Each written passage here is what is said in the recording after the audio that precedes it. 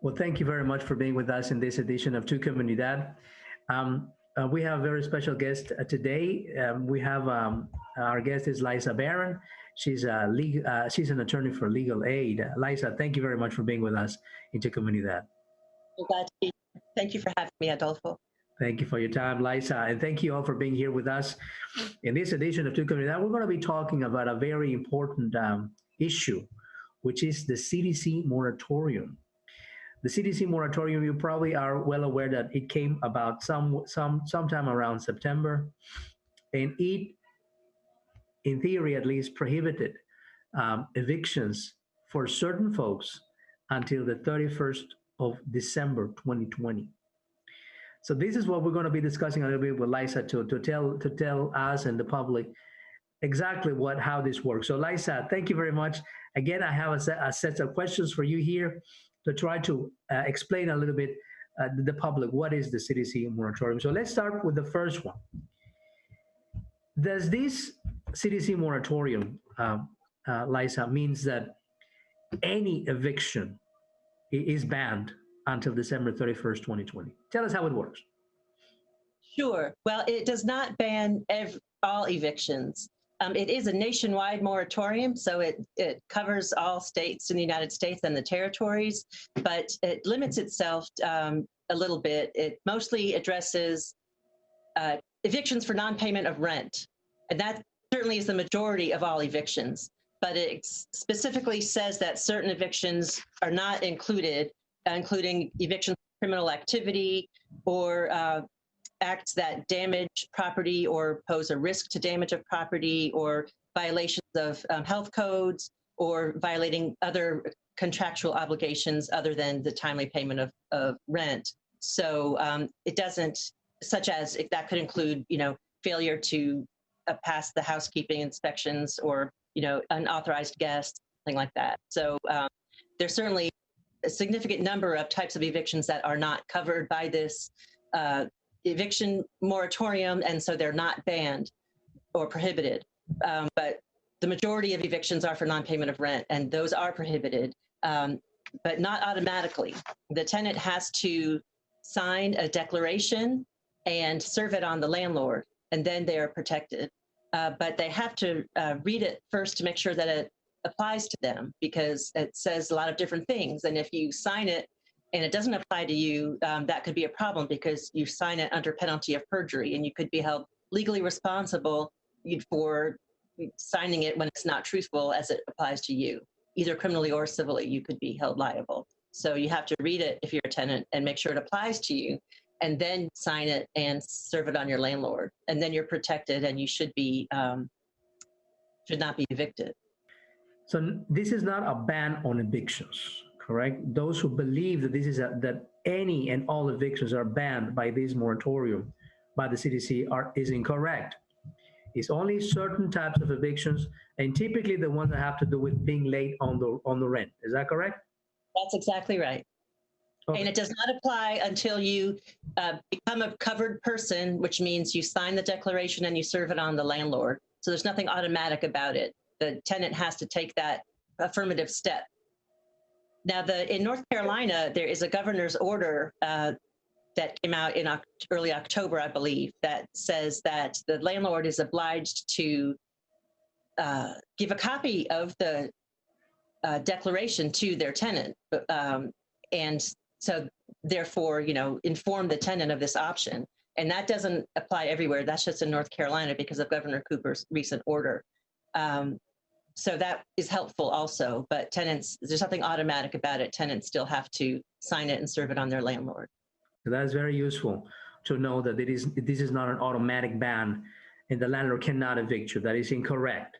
You have to take that affirmative step, as you said, of signing the document and giving it to your landlord, correct? And then you will be covered by this man. Okay, so my next question is, can someone be evicted even though they signed that CDC moratorium? Yes, unfortunately, the answer is yes, because nothing is ever that simple. After you sign it, again, you do have to serve it on your landlord, but some landlords won't want to follow the law and follow the requirements of the CDC order, and they might still sue you. And so if you get sued, even though you sign it, you need to go to court and show the judge that you, or the magistrate, that you have this order, the declaration, and that you served it on the landlord. And just in case, bring an extra copy for the landlord and give it to them right there, then and there. And the judge should either continue the case until after December 31st, or dismiss it. But in some places outside of North Carolina, without that governor's order, judges might not even honor it. So, it's really on an individual basis as to how the judges want to follow it. I imagine that mostly they're following it, but that's probably not across the board. And furthermore, a tenant can be evicted even though they sign the form if it doesn't apply to them. The landlord has the opportunity, according to the governor's order, to file for a hearing in court to challenge the declaration and say that they think that the tenant signed it incorrectly because it's not truthful according to that tenant's situation. And if the judge agrees with the landlord, the judge can give an order to the landlord that the order can proceed with an eviction, even though the tenant signed the declaration form and served it on the landlord. So the tenant really should be able to try to prove what the contents of the CDC declaration about, that they've made efforts to pay their rent, efforts to get assistance with paying their rent from the local agencies, and what their income is, because there's an income requirement related to the declaration and things like that. So there's no guarantee. I see. So they should treat carefully tenants, even though they are covered. As you just mentioned, there is no guarantee that they will not be evicted, correct? Right, even though right. they sign it, even though they're covered, even though they present it in court, they could still probably be evicted. We're not saying that they will be, right, in every case, but there is the chance that they will be evicted, even though they follow all these steps, correct? Yes, that is correct. And so it's probably in the tenant's best interest to seek the assistance of an attorney to help them with the process. Can they appeal the eviction if they happen to be evicted? Yes, they can. Usually eviction cases begin in small claims court, and they can appeal to district court within 10 days of the judgment being entered. The deadline is 10 days if they appeal in person. If they appeal through the mail, there's an additional 5 business days added on to the deadline for the mail to arrive at the courthouse. But tenants definitely have that right, and they should take advantage of that right if they don't want to move out and they want to contest the eviction on their record. So the next question I have is the landlord forced to accept partial payments just because we're in the middle of a pandemic, and of course not evict the individual because they're making partial payments? No, they're not required. The CDC declaration that tenants need to sign if they want to protect themselves says that I have tried to at least make partial payments to the landlord for my rent. That's one of the things they have to sign. That's included. That has to apply to them. So they do need to try to make partial payments, but that does not mean that the landlords are forced to accept them. That's up to the individual landlord as to whether they want to do that or not. I see. So there's no, it's ideal, it's probably it's expected, it's probably morally right, but they don't have to, right? There's no legal requirement for the landlord to accept those partial payments, even if we're in the middle of the pandemic. Okay, thank you. So the next question I have, what if the landlord tells the tenant that this CDC form, and we haven't explained what CDC is Center for Disease Control, correct? Yeah. So what if this CDC form doesn't apply to the tenant, or so the landlord says? The tenant, goes to the landlord and says, here's my CDC form, and the landlord says, no, this doesn't apply to you, I'm not going to take it. Mm-hmm. Well, the tenant should not take the landlord's word for it. The landlord might not be trying to mislead the tenant, but the landlord might be incorrect. And so the tenant should, if the tenant has a court hearing, the tenant needs to go to the court hearing and bring a copy of the declaration and let the judge decide whether it applies to them or not. Because it doesn't apply to every single tenant. like I said, it's primarily for non-payment of rent cases. And if you're sued for something else, it's not related to non-payment of rent, the landlord might be correct. And but if you think that the landlord is incorrect, you definitely need to bring it to the judge's attention and say, I shouldn't be evicted because I signed this order and I served it on my landlord and it applies to me. Got it. And if you need assistance, you should, consult with an attorney. Got it. Got it. So the other question I have, and what are the general recommendations when it comes to the CDC form? Liza, I know that in the past we have been asked, I have been asked, can the landlord still, for instance, can the landlord still report this to the credit bureau, even if we're in the middle of the pandemic and I cannot pay my rent? I think another question we have asked is, do I still owe the money? Or that means that I don't have to pay the money that I owe? What is in general what we can tell the public regarding this? Liza. Well, the first thing really is that they need to read the declaration very carefully to see if it applies to them and if they can be protected by it. And it's available online. Just type in CDC declaration and you'll find it very easily. And you should sign it to get the protections of the declaration if it applies to you.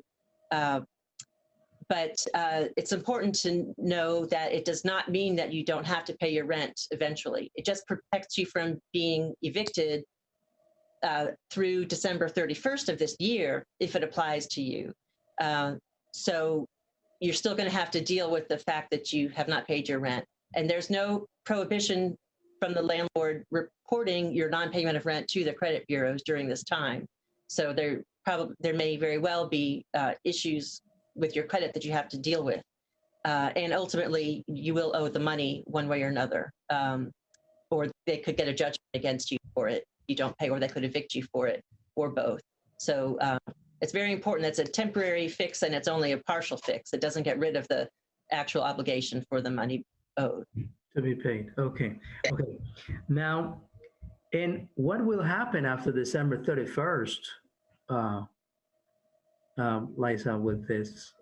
What happens after the expiration of this CDC moratorium? Well, my guess is that the landlords are going to flock to the courthouses and pursue eviction of their tenants who they have not been able to evict before now. And I think that a number of cases have not been dismissed, they've just been postponed. And so hearings will all come up in January and there'll be lots of evictions. But the tenants should remember that they can file an appeal to delay their departure from their premises. But once they do file an appeal, the only way they can stay in their homes is to pay rent as it comes due into the courthouse. And that's something they can learn online, or they can contact an attorney for assistance about. But it could be a serious problem for tenants across our state and across our nation unless further protections are put into place. We can hope that there will be an extension of the CDC order, or an extension of the governor's order, or something else put in place. That remains to be seen. But it could be a very difficult time. I see. I see. Is there something that we didn't cover, Liza, that you want to add? Well, I forgot to add one more thing about what a tenant should do regarding the declaration. If they do sign it after they decide that it applies to them, the best way to serve it on the landlord is more than one way to make sure that they receive it, or do your best to make sure they receive it. So I recommend by certified mail, and by email, and by regular mail, and by in-person, as many ways as you possibly can to make sure that they do receive it. And the other thing I want to add is that tenants should try to find assistance with their rent, because, as we said, the declaration does not get rid of their rent obligation. And there are programs out there to assist you with your rent. The biggest one now is the HOPE program in North Carolina, and those applications have been temporarily stopped, but I believe they may open up again in the future. So tenants should keep their eyes peeled for that. And for clients of Legal Aid of North Carolina, we have a bit of rent assistance available. So people should look for all different kinds of programs out there where they could get assistance with their rent. and pay attention to the news for extensions, governmental extensions, or other types of extensions of the protections for the tenants out there. And they should feel free to contact legal aid for assistance as well. And I'd like to share that our helpline number is 866-219-5262. And you can also apply for our assistance online through our website at legalaidnc.org. Okay, well, that's very useful information. Thank you very much, Liza, for the time you have given us to explain us this very important topic that has prompted a lot of questions from the public. We receive many of them in our office. I have learned also myself about this. We have to educate us right on these issues. And and just to try to summarize, it's very important that folks, that you understand that you have to be covered. You have to sign that declaration and give it to the landlord. That's one of the first steps that you have to do. But please read it carefully, because as Liza said, there could be legal or civil or criminal consequences of willfully lying on that application. Is that correct? Is that what it could happen? Yes. Yes. Okay. And if they get sued, they should go to the court hearing to make sure the judge knows that they signed the declaration, because the landlord might not have received it from you. The landlord might not share that information with the judge. So don't make any assumptions about what the landlord's going to do once they get it. Okay. All right. Well, thank you very much, Liza, for your time. This was Liza Barron, an attorney for Legal Aid of North Carolina. And thank you very much, folks, for being with us in this edition of Tu Comunidad. I hope this information was useful to you all. And thank you for listening to this video of Tu Comunidad. Thank you again. Bye, Adolfo. Thank you so much. All right.